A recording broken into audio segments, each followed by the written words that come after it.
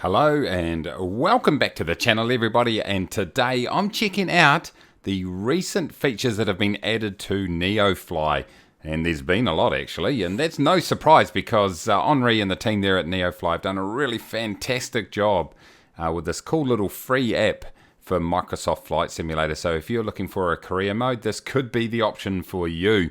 Before I get into it everybody, I just want to give a bit of a shout out to the Neofly Patreon page. We'll just pull it across here. Now, of course, as you know, it's a completely free app, but it does take a lot of time to implement all these features. And so Henri's gone and opened up a Patreon page here. So if you want to support the development of this app, go ahead and maybe throw, if you've got a few spare dollars hanging around, maybe throw him a few dollars every month. And that just helps Henri have some time to go ahead and continue that development cycle. And I think you agree, he's done a really fantastic job thus far. So I'll put the link down in the description there. It goes up the top there for those that want to go ahead and do that now.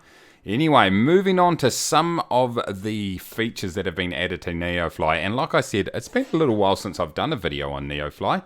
But the development does continue in the background with a bunch of cool little new things that you can now do within the app. So here I am on the main screen. You may notice a few little graphical differences perhaps from the last time perhaps you played. But one thing I just want to point out is this little thing up here. I haven't enabled it, but basically this allows you to generate VIP helicopter missions. There's a few little mods out there that enable you to fly helicopters in Microsoft Flight Simulator. So if you're keen to do some VIP helicopter missions, you go ahead and enable that and it will create jobs in there.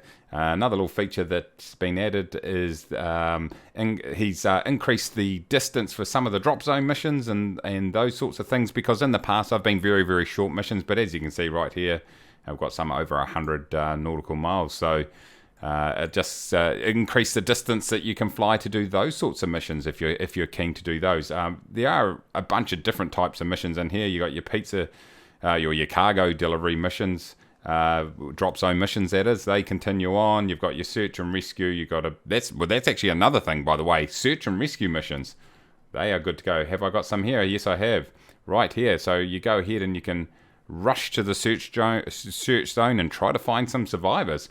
Well, if they're flying for Kiwi Air, no survivors. We just know that. Anyway, the other cool little thing that has been implemented, and you just need to search on your map, and this is going to spawn every 24 hours.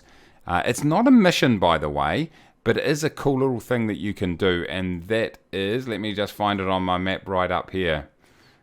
This is an exploration zone, and so it's just going to spawn somewhere randomly on the map, and you're going to have to find a way to get there. That's a decent trip from where I am right now, particularly in the Cessna 172, so you might have to use a transit function or a few other ways to get over there. But essentially what you do is you just go and search in that particular area, and you might find an object of interest, which may then give you a very, very nice reward.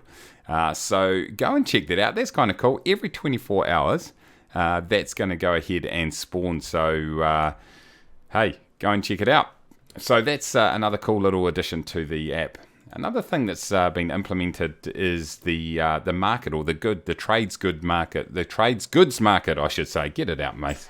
It's had a bunch of different features added to it. Let me just scroll back down here. Man, I'm having a shocker today trying to talk, but anyway, that's pretty normal. So here goes the market right here in Kelowna, CYLW. And so I've just gone ahead and spawned all the different goods that are available to buy and sell right here. And you've got two options now. You can either buy it for cargo, in other words, or load it straight onto the aircraft for you, or you can buy it for your warehouse and store it. It's completely up to you. But the one very, very cool feature that I like is this. You can go ahead and let's just choose an airport somewhere. What do we got here? CBR2. You can go to the airport and you can go compare market. So I'm going to go ahead and press that, and let me just extend this out. And what the Neofly, Mace, what are you doing, mate? Have another coffee. So essentially what this does is show you where your best profitability is, depending on the items that are available at the airport that you're searching and the airport that you want to fly to. So if I want to fly over to CBR2 up the top here, it's telling me that mechanical parts actually my most profitable option. If I load in 302 of those, it actually takes into account your free space in your aircraft. So that's going to take me right down to 1 free pound available. But it's saying, hey, you transport mechanical parts from Kelowna to CBR2, and hey, that's going to be your best option in terms of profitability. So you can go ahead and choose any airport you like.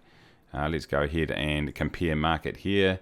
CYCI right here, and this time it's actually closed. So if I go ahead and load 1,050 of those onto the aircraft, that's going to be my best chance for making a decent amount of profitability. So that is a cool little option, adding a bit of depth to that trade, to the trade market. So that's quite nice. If we jump across to flying, one thing I have noticed with flying, by the way, and I'm not going to do a flight today, but I will be at my stream this weekend. So come and join me this weekend. It's Saturday, 1800 GMT. I'm going to do some Neofly flights. It's been a while, so I thought I'd go ahead and do some of those. But one thing I found is, particularly in the Skyhawk, I've got a bunch of different liveries, and in the past you would have had to go into the DB browser and update the name of your aircraft. Now it just recognises that it's a Cessna G1000, and it just goes ahead and lets you fly any livery you like. Now the good news is that if it's not quite the right name that Microsoft Flight Simulator names an aircraft, you can actually go in here and under the aircraft tab you can select whatever aircraft you like. Let's say it's the Bonanza, and you can update the name right there, so you can make it exactly what it needs to be, and Neofly will actually ensure you can fly with it. You can go ahead and save it. You can add additional aircraft. So if you've got some payware aircraft you want to add in there, you can go ahead and do that. You can even delete aircraft. So it's nice and easy to do all that stuff now. So if you want to change anything to do with aircraft, you don't have to go into the database and edit it now. You can do it straight from the settings tab, which makes life nice and easy. So that's pretty cool. This stuff here is pretty straightforward, all the same. You've got your awards down here. It's breaking down the amount of passengers you're flying, your cargo weight, your best mission report, reward, all that sort of stuff. There goes the hangar. You can go ahead and update your tail number, buy and remove your fuel, repair the aircraft. You can see all the options right here on my right hand, on the right click option drop down box. What you can also do is you can actually go ahead and I can search a mission at this location. And so I go like that, and wherever my aircraft is, it will then update the mission page here, flicked automatically over to missions, and it will show me what are the missions available at the moment at the airport that I'm currently located, whatever aircraft you're selecting at that point. So that's kind of cool. FBO options are all still there, so you can go ahead and update that, and sorry, not update it. You can manage that if you do want to have an FBO and have that management side of things. You can do that if you like. If you don't want to do it, you don't have to do it. Great flexibility. Here goes my logs here.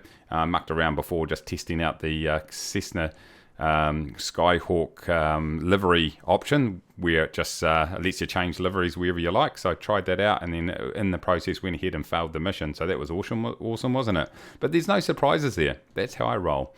Finances tab, not a lot of different right here. You can go ahead and you got loans and all that sort of stuff. It's added a sortable sort of description box and all that sort of stuff right there, but that just helps you sort out your finances. So there we go, ladies and gentlemen, a bunch of different options there, all the different updates. You can go to your information tab. It will tell you what you can do. It will give you the big sort of overview of that cool exploration mission that I was talking about earlier.